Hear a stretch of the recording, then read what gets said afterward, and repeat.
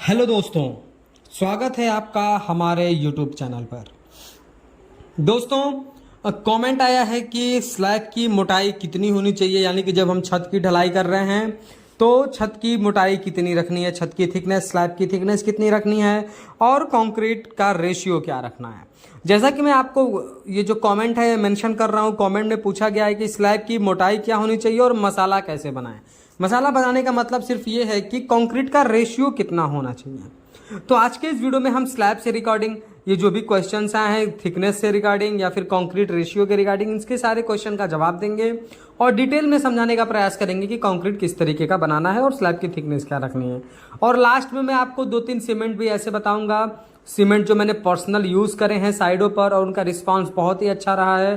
तो छत की ढलाई में आपको सीमेंट कौन सा यूज़ करना है मैं प्रॉपर कंपनी का नाम के साथ मेंशन करूंगा, तो आप वीडियो को इन तक ज़रूर देखिए। दोस्तों, जैसा कि जब भी हम घर बनवाते हैं तो स्लैब की थिकनेस क्या रखनी है, यानी स्लैब की कितना मोटा ढलाई करें, स्लैब की कास्टिंग कितनी मोटी करें, उसकी थिकनेस क्या रखें, ये लेकर के आप हमेशा परेशान रहते हैं। अगर आप किसी मिस्त्री से 2-3 मिस्त्री से पूछते हैं तो वो सब अपने काम के अनुभव के हिसाब से बताएंगे, कोई स्टैंडर्ड तरीका आपको नहीं बता पाएगा। मिस्त्री अलग बताएगा, ठेकेदार जो है वो अलग अलग बताएंगे और रिश्तेदार तो सबसे बड़े इंजीनियर होते हैं, वो तो हमेशा आपको कंफ्यूज ही करेंगे।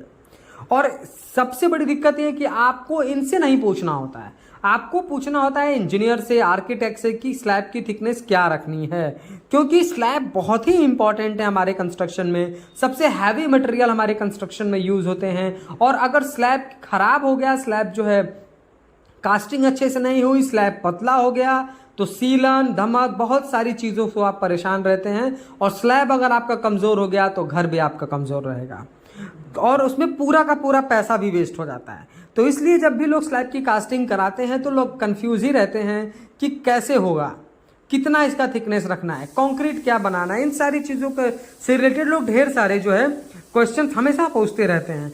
पर ये एक लेटेस्ट कमेंट आया था तो मुझे लगा कि मुझे बहुत सारे जब लोगों का ये सवाल है तो इस पर वीडियो मुझे बनाना चाहिए और आपको इसके बारे में बताना चाहिए। देखिए, सबसे पहले हम बात करेंगे स्लैब की मोटाई के बारे में। देखिए, स्लैब की जो थिकनेस है वो डिपेंड करती है कि आप किस तरीके का कंस्ट्रक्शन कर रहे हैं। जैसे मान लीजिए कि आप इस तरीके का घर बनवा रहे हैं, जो छोटा कंस्ट्रक्शन है, आपको सिर्फ उसमें रहना है, रहने से रिगार्डिंग जो भी चीज़ें होती हैं, यूटिलिटीज़ होती हैं, आपको वही स्टोर करना है, वही रखना है। जैसे कि बेड, सोफ़ा, अलमीरा, छोटे मोटे चीज़ें आपको यूज़ करनी है, आपको बहुत हैवी स्टोरेज नहीं करना है, तो उसके लिए अलग रेशियो, उसके लिए अलग थिकनेस है। और अगर आपका घर इस तरीके का है कि आपका घर आप रेसिडेंशियल ही बना रहे हैं पर आपको चीज़ें स्टोरेज करनी हैं, तो उस केस में उसका मैटर दूसरा हो जाता है। और अगर आप कमर्शियल और बड़े प्रोजेक्ट बना रहे हैं, जैसे कि आप मॉल में हैं या फिर कोई शॉपिंग कॉम्प्लेक्स बना रहे हैं या फिर कोई ऐसा शॉप बना रहे हैं जिसपे आप मल्टी स्टोरेज में आपको चीज़ें स्टोर करके रखनी है, तो उनके लिए सारी चीज़ें अलग हो जाती हैं। तो सबसे पहले हम बात करते हैं रेसिडेंशियल के बारे में। देखिए, जो हमारा IS कोड कहता है, IS कोड 456 हमारा ये कहता है कि स्लैब की थिकनेस 125 mm यानी 5 इंच से कम नहीं होनी चाहिए। उससे पतला अगर आप स्लैब की थिकनेस रख रहे हैं तो आपका छत कमज़ोर है। जब आप छत पर किसी चीज़ को पटकते हैं या छत पर अपने आप को जंप करते हैं तो छत में एक आपको हल्का वाइब्रेट की तरह महसूस होता है, तो ये एक आपका वो नुकसान है। दूसरा, अगर आप 5 इंच से कम अपने स्लैब की थिकनेस रखते हैं तो अगर बारिश का पानी आता है तो उसमें सीलन की भी समस्या बहुत आपको आ सकती है। और आप चीज़ अगर स्टोर करके भी ऊपर रखेंगे और 125 mm से पतला आपने स्लैब की कास्टिंग करी है तो भी आपका स्लैब वहाँ से क्रैक हो सकता है, स्लैब में क्रैक्स दिख सकते हैं। तो इन सारी चीज़ों से बचने के लिए हमारे IS कोड ने क्या कहा है, रेसिडेंशियल प्रोजेक्ट के लिए 125 mm यानी 5 इंच से पतला स्लैब की कास्टिंग आपको नहीं करनी है, यानी जो स्लैब की मोटाई रखनी है वो 5 इंच रखनी है। बहुत सारे साइडों पर 4 इंच रखा जाता है। जैसे मान लीजिए कि हम कोई 600 या 800 स्क्वायर फीट का प्लॉट बना रहे हैं जिसमें हमको 2 स्टोरी बनानी है और एक छोटा परिवार रहना है, तो हम वहाँ पर 4 इंच दे सकते हैं। 4 इंच हम दे देंगे, ऊपर से वाटर प्रूफिंग की कोटिंग कर देंगे तो आपको प्रॉब्लम नहीं आएगी। लेकिन आप पूरा प्रयास करें कि आप 5 इंच से पतला स्लैब की कास्टिंग न करें, जो कि हमारा स्टैंडर्ड तरीका है। ये हो गया हमारा स्लैब की मोटाई। अब हमारा होता है कंक्रीट रेशियो के बारे में। देखिए कंक्रीट रेशियो के बारे में ढेर सारी प्रॉब्लम्स हैं। अगर आप रेडी मिक्स कंक्रीट मंगाते हैं, आरएमसी मंगाते हैं, तो वो साइट पर आप जिस ग्रेड का बोलेंगे, आप M20 ग्रेड का बोलेंगे तो M20 ग्रेड का, M25 ग्रेड बोलेंगे तो M25 ग्रेड का कंक्रीट बन करके आ जाएगा। M20 ग्रेड क्या होता है, जैसे समझिए कि M मतलब मिक्स, 20 मतलब क्या है कि उसका उतने 28 दिन के बाद उतना उसका कंप्रेसिव स्ट्रेंथ होना चाहिए।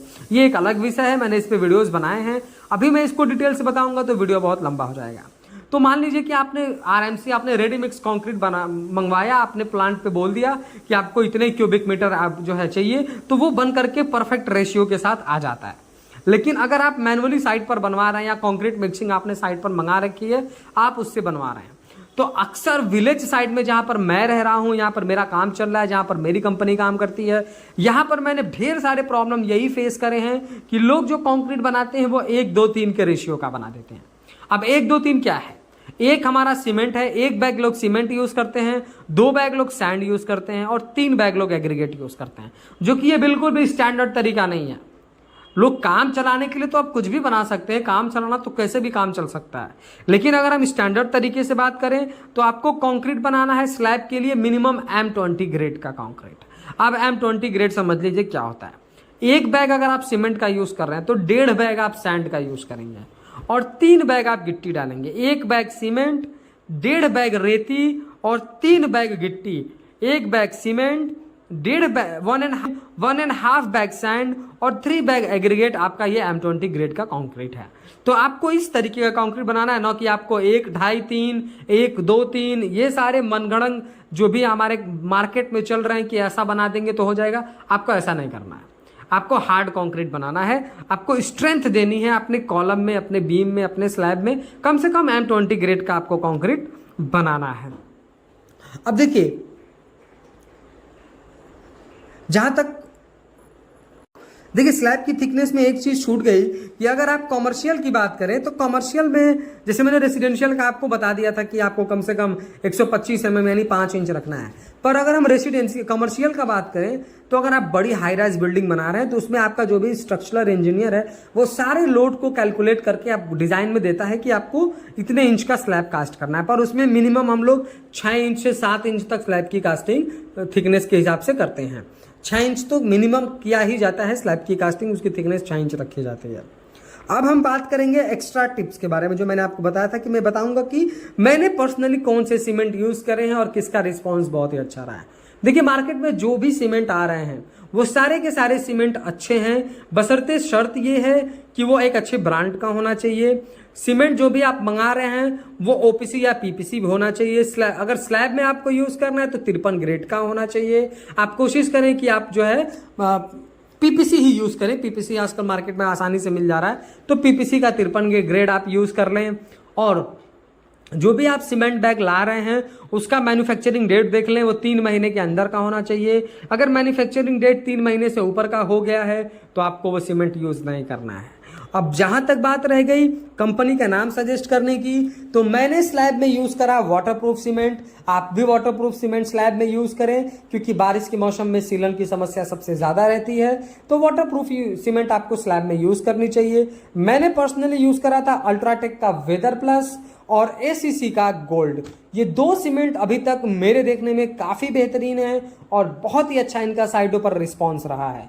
तो अगर आप मेरी बातों पर जाते हैं और मेरी बात सुन करके आप अगर चाहते हैं यूज करना, तो आप स्लैब की कास्टिंग में अल्ट्राटेक का वेदर प्लस और एसीसी गोल्ड आप यूज कर सकते हैं।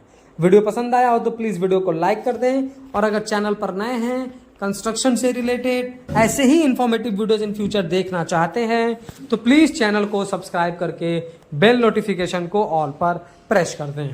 Thank you.